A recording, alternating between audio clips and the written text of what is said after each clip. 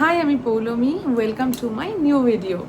তো আজ বর্ষা মুখরিত দিনে আপনাদের সাথে শেয়ার করতে চলে এলাম একটি ইলিশের রেসিপি এবং তার সাথে বাঙালির প্রিয় ইলিশ হয়ে ওঠার গল্পটা। তো ঝোল, ঝাল, ভাপা বা ভাজা যাই হোক, নাই তার তুলনা। সেই হচ্ছে আমাদের ইলিশ সুন্দরী। তো ইলিশ মাছের ইতিহাসটাই আজকে বলবো। আজ থেকে প্রায় 900 বছর আগে জিমুদ্বাহন তার কাল বিবেক গ্রন্থে প্রথম ইলিশ এই মাছের নাম উল্লেখ করে। তো দেখা যাক আমাদের রেসিপিটা, আর তার সাথে শোনা যাক আমাদের ইলিশের গল্পটা। তো সবাই সঙ্গে থাকবেন ভিডিওটা আর শুনতে থাকুন ইলিশের ইতিহাস।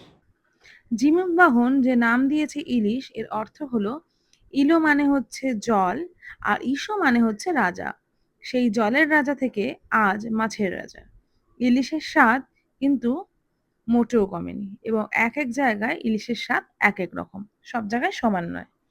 ইলিশ মূলত সমুদ্রের মাছ, কেবল ডিম পাড়তেই নদীতে আসে, অর্থাৎ মিষ্টি জলে আসে। তবে সমুদ্রের ইলিশ সুস্বাদু মোটেও নয়। সমুদ্রের থেকে নদীতে আসার পথে ইলিশ মূলত খাবার খায় না, আবার দ্রুত গতিতেও আসে। তাছাড়া নদীর জলের প্রভাবও পড়ে মাছের ওপর, ফলে স্বাদ বদল ঘটে। আবার সব জায়গার ইলিশ কিন্তু সমান সুস্বাদু নয়। এই ইলিশ মাছও কিন্তু জায়গা ভেদে শুধু স্বাদের পরিবর্তন হয়েছে এমন নয়, তার সাথে সাথে নামেরও পরিবর্তন ঘটেছে। যেমন নর্মদা সাঁতরে যে ইলিশ আসে ভৃগুকচ্ছের মানুষের কাছে, তা মদার। পার্সিদের কাছে ইলিশ হলো বিম। সিন্ধু নদ পার করে যা আসে তা হলো পাল্লা।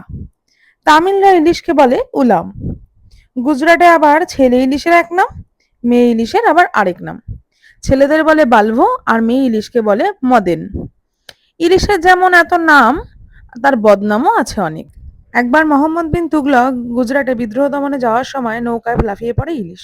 কারোর উজুর আপত্তি না শুনে তিনি সেটি খান, এবং প্রচুর পরিমাণে খান, এবং তার পেট ছেড়ে দেয়, এবং পরবর্তীকালে তিনি কিছুদিনের মধ্যে মারা যায়।